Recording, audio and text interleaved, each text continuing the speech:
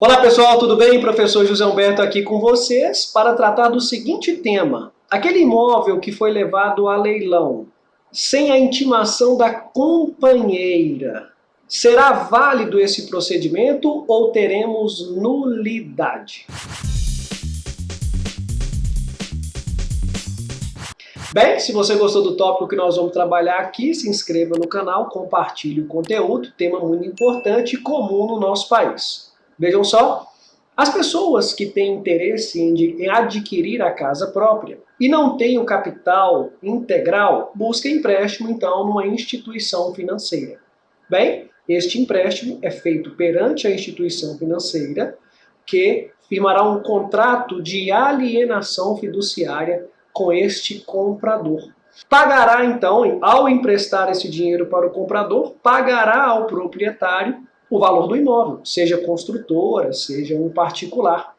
E neste ato, o comprador, então, será emitido na posse, irá habitar o imóvel tão sonhado. E durante o prazo de empréstimo, fará mensalmente o pagamento de uma parcela, aquela parcela mensal do financiamento imobiliário.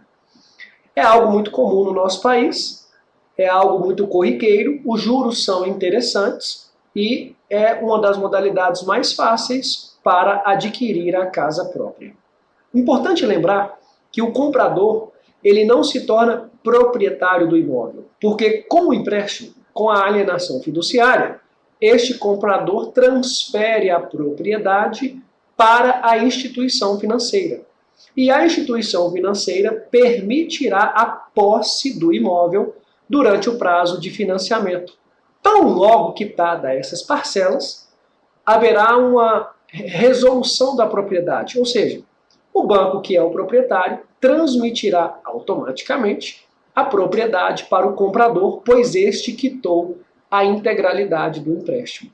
Esse é um procedimento comum e é o procedimento que acontece no nosso país para financiamento imobiliário. Fato é que este contrato de empréstimo, quando é feito com uma pessoa casada, ele é assinado e tem como contratante tanto o marido quanto a mulher.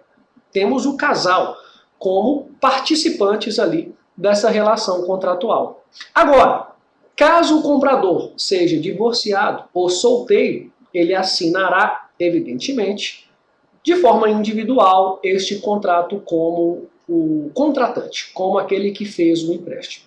Várias relações no nosso país entre pessoas se dá na modalidade de união estável. E aí nós não temos uma esposa ou esposo, mas sim uma companheira ou companheiro.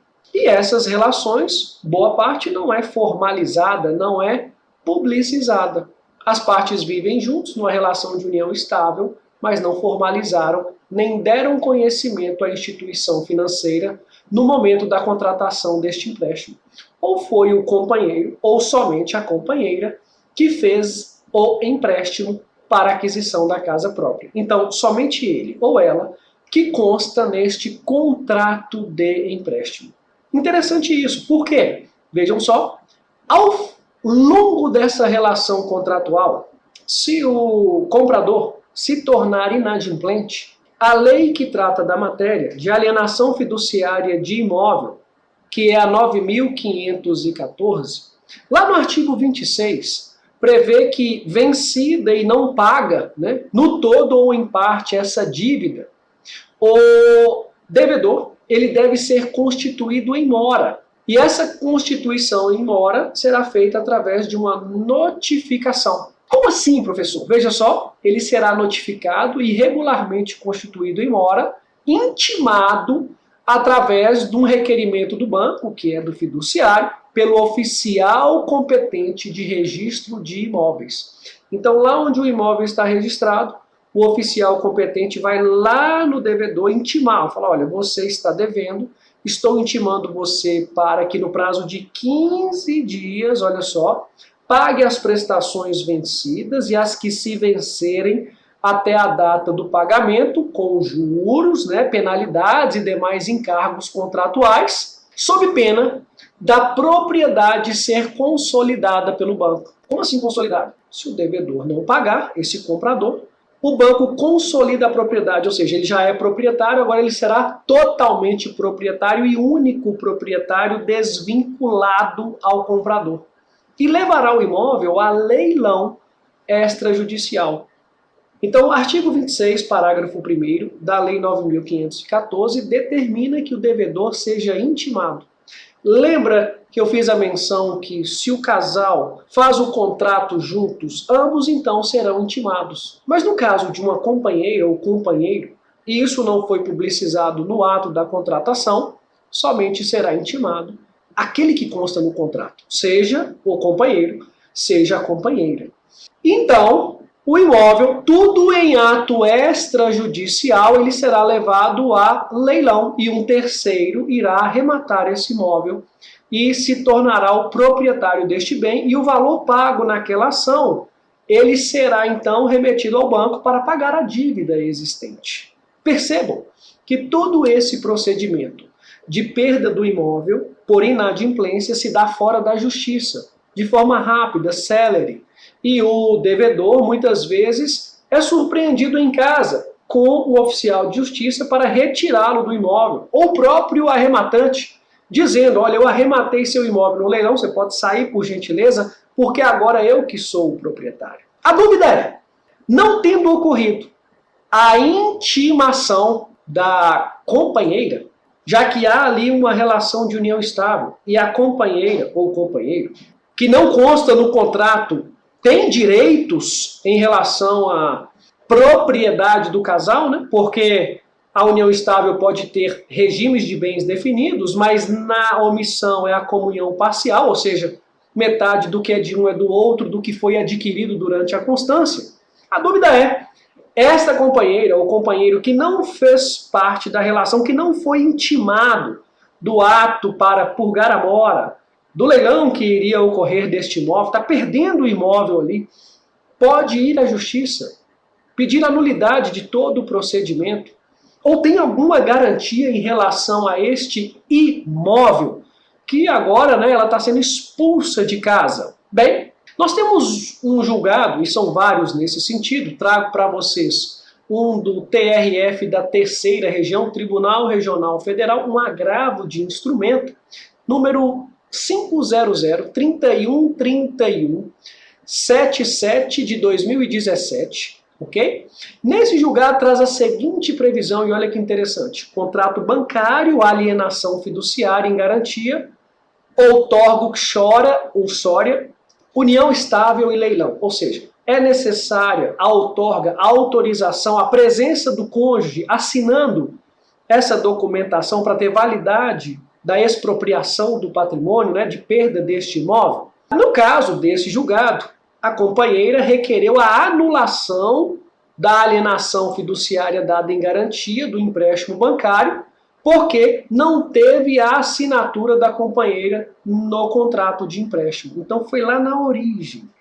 E tendo ido na origem, falou, olha, esse empréstimo foi feito de maneira anulável, deve ser nulo esse contrato, porque eu, companheira, não participei da assinatura e, consequentemente, não posso sofrer o ônus dessa cobrança da expropriação patrimonial. Segundo esse julgado, o Superior Tribunal de Justiça, o STJ, tem um entendimento acerca da validade, veja só, validade da garantia sem a outorga uxória.